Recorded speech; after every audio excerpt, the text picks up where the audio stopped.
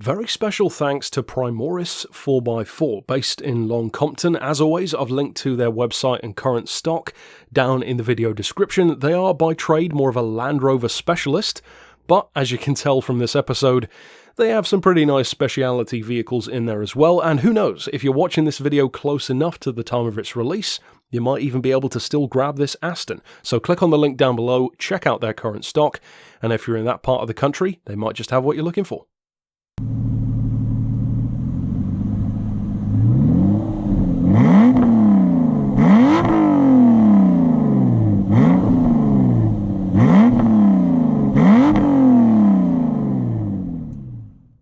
As I've mentioned in a couple of other installments of Beards and Cars, one of my absolute favourite things when I review a high-performance vehicle in particular is when it can change your mind.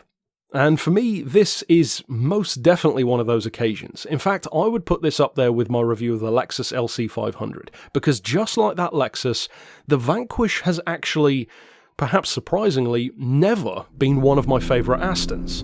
My favourite Aston Martin remains the Rapide, because I'm a sucker for practical performance cars, but this experience that I had with the car certainly re-evaluated my thoughts of the Vanquish, and I like it a whole lot more than I expected to. And of course the point of the review is to get into why, and especially for a potential buyer to discuss what you can expect from the vehicle and what it can actually offer, because as you saw from the thumbnail, it is a car that you can describe in a couple of different ways. Is it a long-distance GT? Is it a supercar? Is it a super sports car? What is the Vanquish?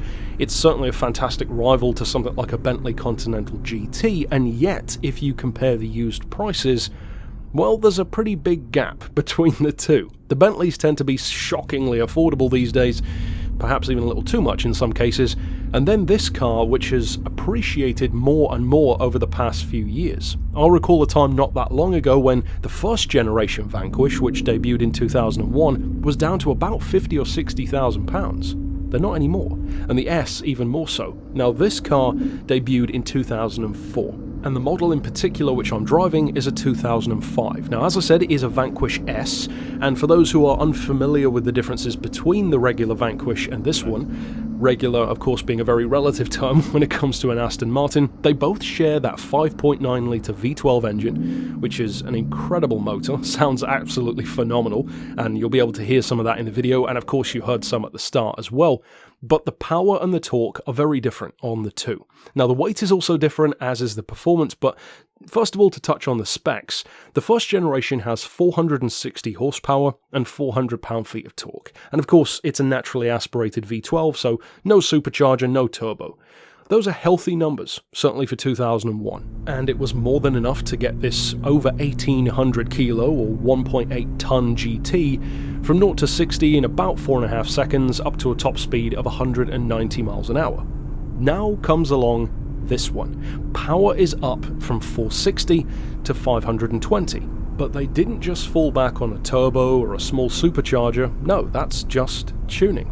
Up from 460 to 520 is a healthy increase, as is the difference in torque from 400 pound-feet to 425. Now both cars have a couple of consistent, you could say, downsides that a lot of couch warriors to established magazines tend to criticize them for, and they are the quality of components, which are sometimes shared with Ford and Jaguar, and of course that gearbox. In a similar way to the E60 generation V10 engine BMW M5, it's kind of a standout point of contention on this model. So let's get straight into those two potential downsides. What are my thoughts? Well, first of all, let's talk about quality, because I would wager that the overwhelming majority of people who complain about the interior quality of an Aston Martin in terms of using Jaguar or Ford parts have never been in one, let alone driven one.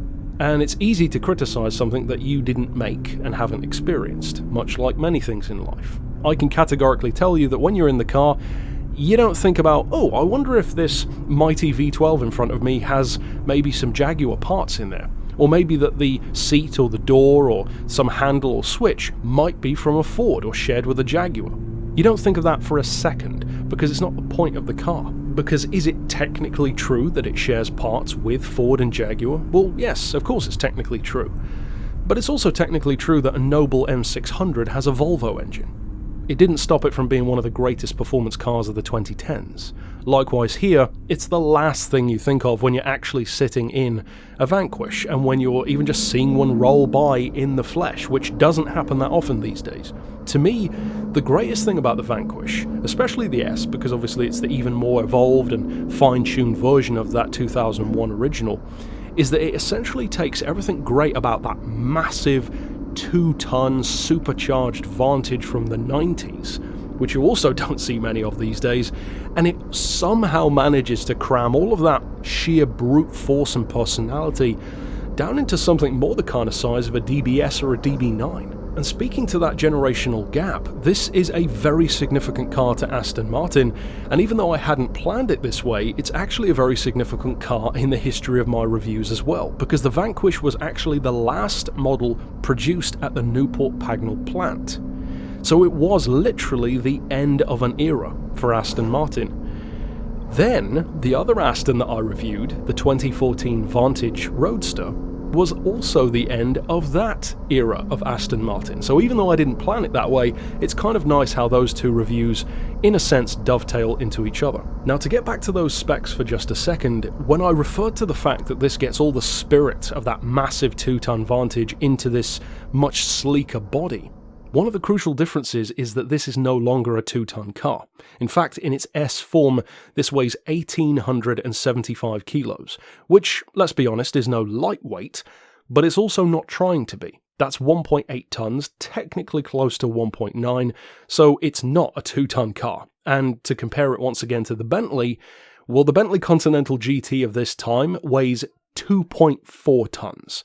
That's a massive difference. In fact, literally half a ton more. The result in performance on this one, considering that advantage in weight over the Bentley, the increase in power and torque over the previous Vanquish, well, it speaks for itself, because this Vanquish actually can hit the double ton. If memory serves, I believe it can even do something like 202 miles an hour. The 0 to 60 doesn't really change that much, partially because of the fact that, again, it's not really designed to be like a hardcore track-only variant.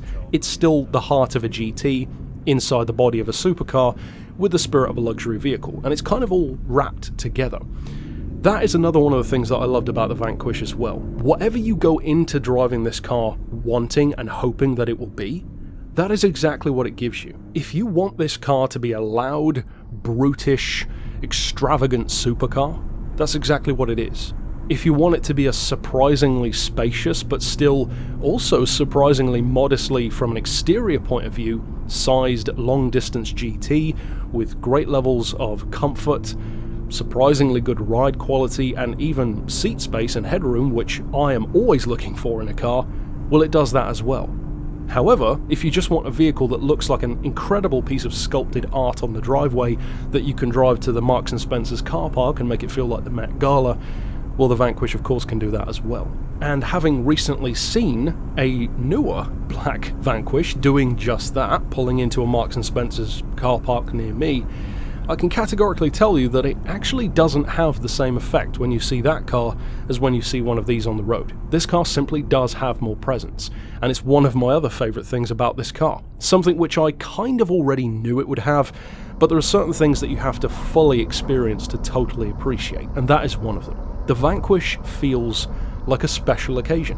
When you look at the car, when you stand next to it and look around it, when you sit in it for the first time, of course when you start the engine, and even when you just potter around through a small, cramped little village. Yes, you kind of breathe in, going past parked cars sometimes, but it feels like a very special occasion. It's a car that is, to some degree, kind of a timeless GT, and the market certainly agrees with me there because the values are still 6 figures on this car. Well, that speaks for itself. A car like this, in my opinion, is only going to stay or appreciate from that level over time. And there are certain other British supercars that's happened to as well. Look at the Jaguar XJ220. Only a few years ago, people couldn't give those away. I remember seeing XJ220s for like 90 grand around 2005, 2006. Now they're 450, 500,000 pounds. I would not be at all surprised if a similar thing happens to the Vanquish. It's already worth great money. I believe it will increase more. For this particular Vanquish that I drove, well, it's a great example. It's led a pampered life, it's been cared for, and you can feel it and tell. You can certainly tell when a car, a high-performance one in particular, has been abused, and this one hasn't, and it's a pretty gorgeous spec as well. I love the Vanquish S in black in particular. I also love it in white, but you don't tend to see many in that colour. To me, it's also the subtle changes in style that make this one better than the first Vanquish as well, because the first one had the groundwork of what of course led to this car's design, but there are some more than subtle changes between the two that really do it for me. The two in particular being the extra chin splitter on the front bumper, which adds to the look and also improves the aerodynamics. The Vanquish S incidentally is more aerodynamically efficient than the first generation, and also the boot lid is slightly different, and also consequently changed the position of the brake light from being mounted in the rear window to actually being mounted in the trunk lid. And that little extra ducktail on the back end was of course something which directly inspired Astons that came after this, such as the stunning DBS. Now of course I mentioned the first issue that some people have. That was the potential quality. It's a moot point as far as I'm concerned. Is it something that you can point out? Of course it is. You can point out loads of things about loads of cars if you're that kind of person. If you love the Vanquish, trust me, you're not going to care in the slightest. And that came, as I said, from someone who was previously not a Vanquish fan. So if anyone was going to criticise the car, surely it would be me. But no, I completely overlooked those things because they really don't matter. It's not like something that's going to hang off of the car and break at a certain point. Not at all. It just happens to use parts from different manufacturers. But let's talk about that gearbox, because of course the car is somewhat notorious for that, and that does tend to come from more established names, from Joe Schmo YouTube reviewer all the way up to, you know, car and driver, autocar, whoever it may be. So what are my thoughts on the gearbox? Well, it is an automated manual, as it's called. It's an interesting concept, and it's a concept which, despite the fact that I'm not a huge manual fan anyway, I actually love the laziness of an auto and especially a Tiptronic, I get the idea. It's something which I've even talked about on the Discord server for the channel and in conversation. This idea of, why are we still having this archaic clutch pedal? It just seems so unnecessary to me. I get the fun of changing gear yourself, but the clutch pedal is such an unnecessary thing. Well, Aston Martin answered that, and they did it way back with this car. Now the first generation and this one both have it. I haven't driven the first Vanquish, but I should imagine that this one got it better than that one did. That tends to be what the updates will do. So how does this automated manual actually work? Well, for you as the driver, it doesn't really change much. It's the car itself which tends to have the differences, because it feels in practice very much just like using the flappy paddles on a later sports car, something like an i8 or a newer Maserati, whatever, but it means that the paddles actually control an electronic clutch. So the car doesn't have a clutch pedal, but it does have a clutch. The car controls it for you though. So for instance, if you get below a certain RPM, it will automatically change down, or you can do it yourself. When you bring the car to a stop, the vehicle automatically disengages the clutch for you. Now, in terms of the issues that people could have, I believe it's more to do with how to use the system rather than what the system is, because there's nothing about what I just said that you could inherently take offense to. Now, what I say now might offend some people, but based on my experience with this car, yes, I can tell that it would take a little bit of time to get used to it. But even in the time that I spent in the vehicle, my changes were already getting much smoother, and I understood the principles behind the gearbox and how to use it. So based on my experience, the only conclusion I can draw is that a lot of the people who criticise the car don't really know how to drive a manual. And that kind of sounds harsh, but I don't see any other conclusion that can be made, because to me it's not complicated at all to use this machine. Now getting it perfect is something else, but let's be honest, people who criticise this car in favour of a traditional manual with clutch probably don't exactly make perfect gear changes themselves, so it's easy to criticise something that you haven't built yourself. As far as I'm concerned, I think it's a great idea for a gearbox, and that's coming from once again somebody who is an auto fan. I'm lazy all the way and love the car doing everything for you. However, if you do want the experience of a manual without the, let's be honest, outdated idea of a clutch pedal, well, this car does that for you, and I think it's really cool that Aston even attempted to do that. They could have just shoved a regular auto in there, which probably wouldn't have aged well, or they could have gone with a traditional 6-speed manual. And yes, I'm sure there are people who love that and would probably choose it. Maybe so.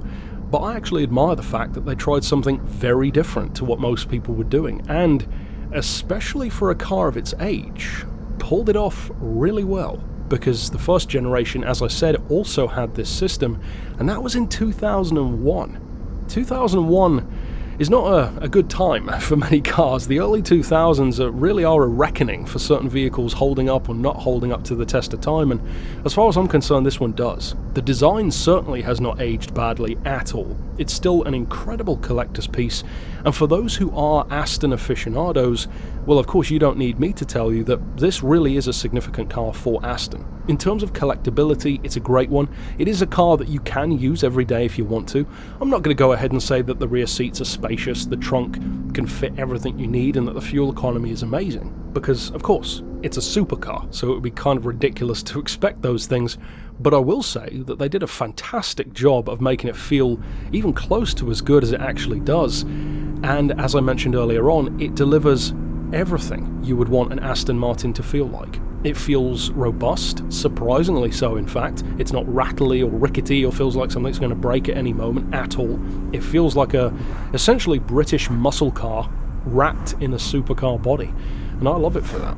But overall, that's it for my thoughts on the Vanquish. Of course, if you are new to the channel, be sure to click the link on screen to check out my car reviews, or my motorcycle reviews if that's what you're into as well. And of course, follow the channel for more reviews in future. But for now, as always, thanks for watching.